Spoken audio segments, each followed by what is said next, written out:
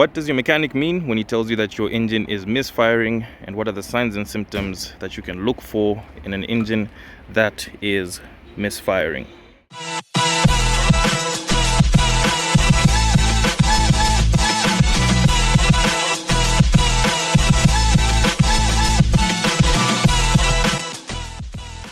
Today I'm going to be doing this video on this 2003 Toyota Runex with the 1NZ engine, but the things that I'm going to explain today are going to apply to pretty much any petrol engine and also to some diesel engines as well.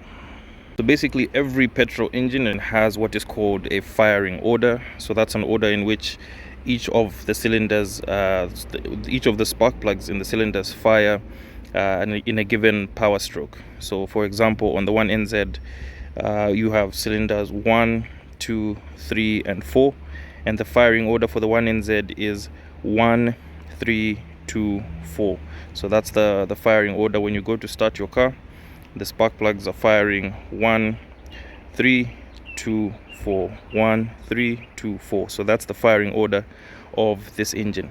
So when you have a misfire, that now becomes a situation where that firing order is no longer working the right way that it's supposed to work, and that could be for a variety of reasons. So for example, let me start the car and then I simulate a misfire and show you how that sequence can be broken and how you end up having a misfire on the car. Okay, so basically this is how your engine is going to sound if it's running proper. So right now we have the right firing order going on here. We've got 1, 3, 2, 4.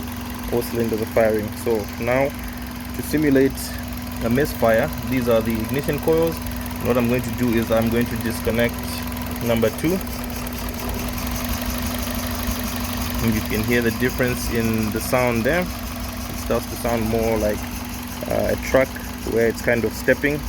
And also you can see that the car really starts to vibrate. So this can also be felt inside the car.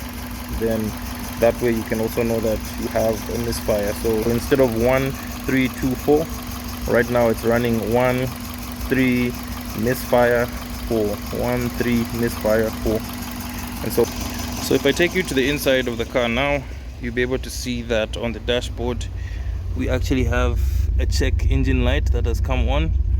So sometimes the check engine light won't come on. Like for example, when my ignition coils went bad and I could feel a misfire, the check engine light actually didn't come on.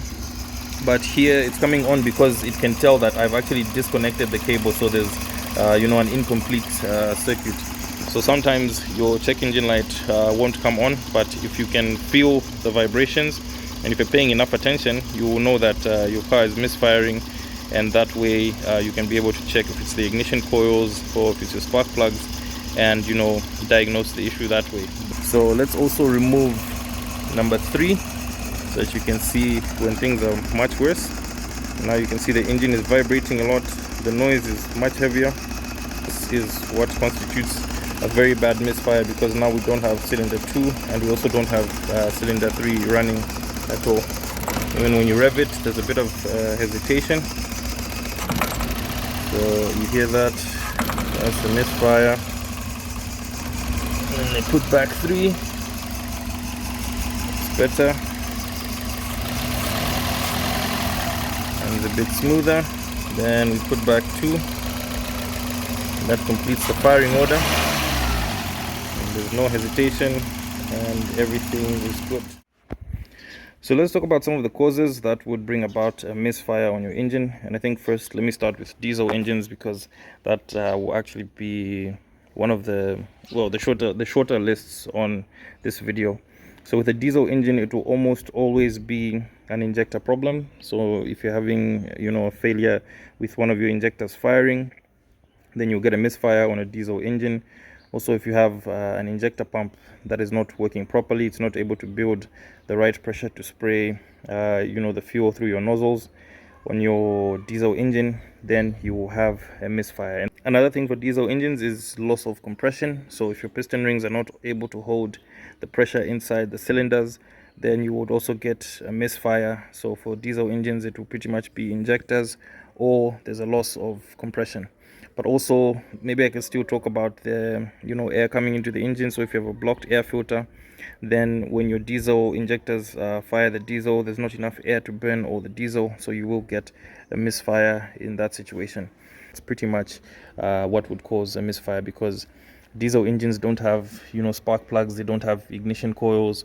So the main thing that they do is just run air through the engine, and then the injectors are the ones responsible for putting fuel in the cylinder, and that's what produces the power. But when it comes to petrol engines, there are a number of things that will cause misfires. So like I said, here you've got spark plugs down in the cylinders. If your spark plugs are failing, then you'll get misfires on your cylinders. You also have the ignition coils. As you can see on this one, I actually replaced two of the ignition coils. That's for number 3 and number 1. These are brand new coils, and that's because I got a misfire, and when that happens, you have to replace the coils. So that's another thing that can cause misfires on a petrol engine. But also, like diesel engines, you have injectors down here which inject the fuel.